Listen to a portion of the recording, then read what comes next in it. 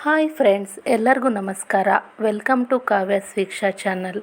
ಇವತ್ತಿನ special desi pasta. ಹೌದು, ನೀವು ಕೇಳ್ತಾ ಇರೋದು ನಿಜ. ದೇಸಿ ಪಾಸ್ತಾ ಅಥವಾ ಮೆಂತೆ ಮಸಾಲ ಕಡುಬು ಅಂತಲೂ ಕೂಡ ಹೇಳ್ಬೋದು. ಇದು ನಮ್ಮ ಕರ್ನಾಟಕದ ಸ್ಪೆಷಲ್ ಮೆಂತೆ ಮಸಾಲ ಕಡುಬು. ಹಾಗಾದರೆ ಇವತ್ತು ಹೇಗೆ ಮಾಡೋದು ಅಂತ ನೋಡೋಣ.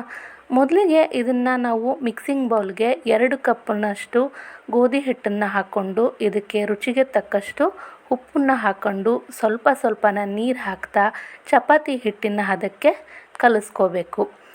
ಇದು ನಮಗೆ ಮಾಮೂಲಿ ಅನಿಸ್ಬೋದು. ಮಾಮೂಲಿ ಚಪಾತಿ ರೊಟ್ಟಿ ತಿಂದು ಬೇಜಾರಾಗಿದ್ದರೆ ಈ ರೀತಿ ಕೂಡ ಮಸಾಲ ಕಡುಬನ್ನು ಮಾಡಿ ನೋಡಿ, ಹೇಗಿದೆ ಅಂತ ನಿಮಗೆ ಗೊತ್ತಾಗುತ್ತೆ. ಇದರ ರುಚಿ ನೋಡೋಕ್ಕೆ ಎಷ್ಟು ರುಚಿಯಾಗಿರುತ್ತೋ, ಅದ್ಭುತವಾಗಿರುತ್ತೋ, ರುಚಿಯಲ್ಲೂ ಕೂಡ ಅಷ್ಟೇ ಚೆನ್ನಾಗಿರುತ್ತೆ.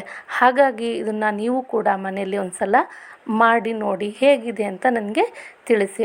ಈ ರೀತಿಯಾಗಿ ಚಪಾತಿ ಹಿಟ್ಟಿನ ಹದಕ್ಕೆ ಕಲಿಸ್ಕೊಂಡು ಇದಕ್ಕೆ ಸ್ವಲ್ಪ ಎಣ್ಣೆ ಸವರಿ ಸ್ವಲ್ಪ ಹೊತ್ತು ನೆನೆಲಿಕ್ಕೆ ಬಿಡೋಣ. ಈ ರೀತಿಯಾಗಿ ಹಾಗೆಯೇ ಇನ್ನೊಂದು ಕಡೆ ನಾವು ಒಂದು ಈರುಳ್ಳಿ ಹಾಗೆಯೇ ತೊಳೆದಿಟ್ಕೊಂಡಿರುವಂತಹ ಕೊತ್ತಂಬರಿ ಸೊಪ್ಪನ್ನು ಇಟ್ಕೊಂಡು ಇದನ್ನು ಈರುಳ್ಳಿನ ನಾವು ಉದ್ದಕ್ಕೆ ಸಣ್ಣದಾಗಿ ಹೆಚ್ಚಿಟ್ಕೋಬೇಕು. ಹಾಗೆಯೇ ತೊಳೆದಿಟ್ಕೊಂಡಿರುವಂತಹ ಕೊತ್ತಂಬರಿ ಸೊಪ್ಪನ್ನು ಕೂಡ ನಾವು ಸಣ್ಣದಾಗಿ ಹೆಚ್ಚಿಟ್ಕೋಬೇಕು.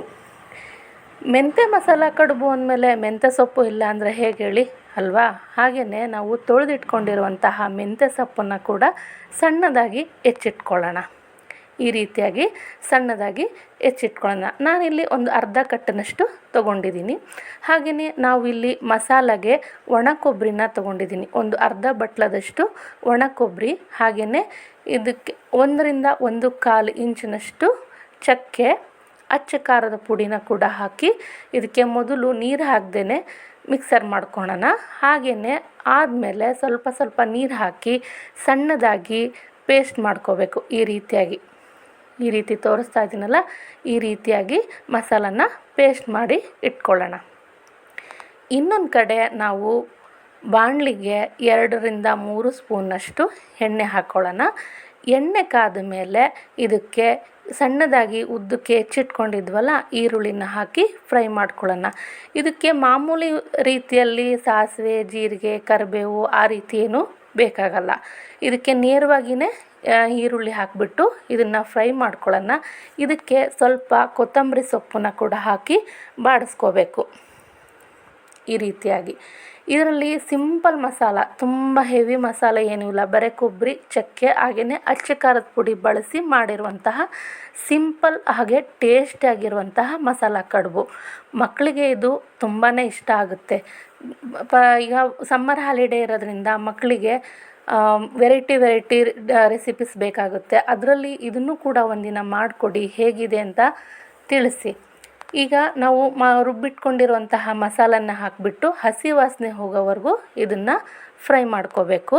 ಈ ಹಸಿ ವಾಸನೆ ಹೋದ್ಮೇಲೆ ಇದಕ್ಕೆ ಸ್ವಲ್ಪ 1 ಕಪ್ನಷ್ಟು ನೀರು ಹಾಕಿ 1-1.5 ಕಪ್ನಷ್ಟು ನಿಮ್ಮ ಹಿಟ್ಟು ಎಷ್ಟಿದೆ, ನಾವು ಎಷ್ಟು ಹಿಟ್ಟು ಕಲಿಸ್ಕೊಂಡಿದ್ದೀವಿ ಆ ಕ್ವಾಂಟಿಟಿ ಆಧಾರದ ಮೇಲೆ ನಾವು ನೀರನ್ನು ಹಾಕ್ಕೊಂಡು ರುಚಿಗೆ ತಕ್ಕಷ್ಟು ಸ್ವಲ್ಪ ಉಪ್ಪನ್ನು ಹಾಕ್ಕೋಬೇಕು.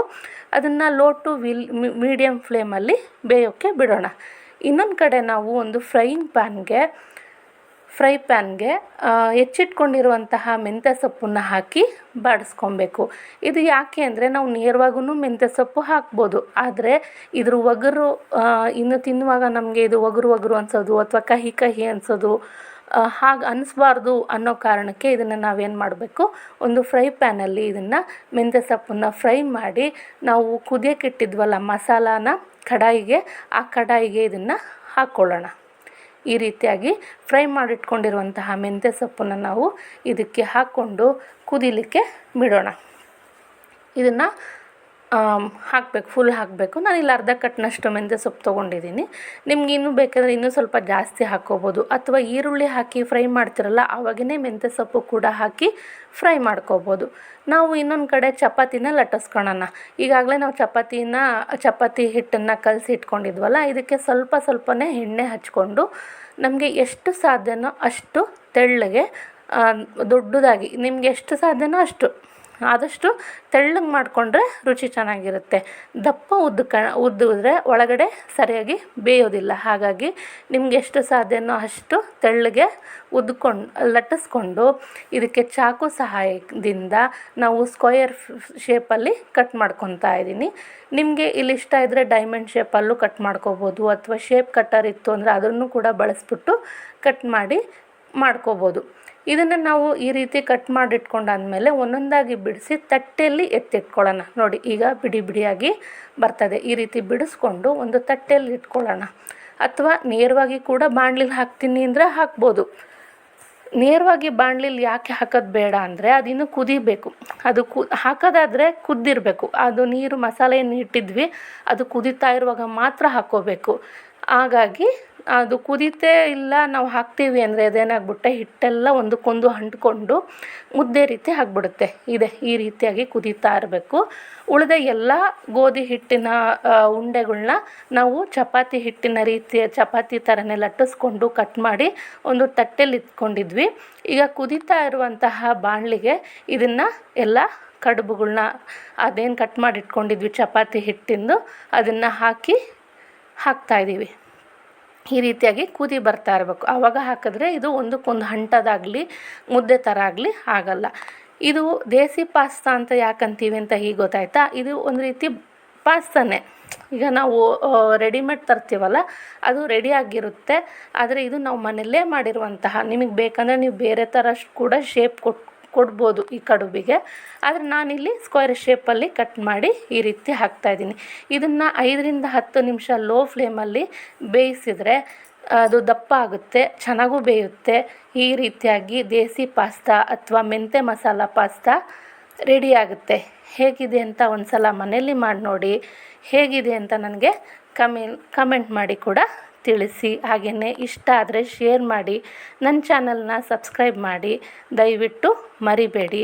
ಹಾಗೆಯೇ ಮುಂದಿನ ವಿಡಿಯೋಗಳಲ್ಲಿ ಮತ್ತೆ ಸಿಗೋಣ. ನಮಸ್ಕಾರ.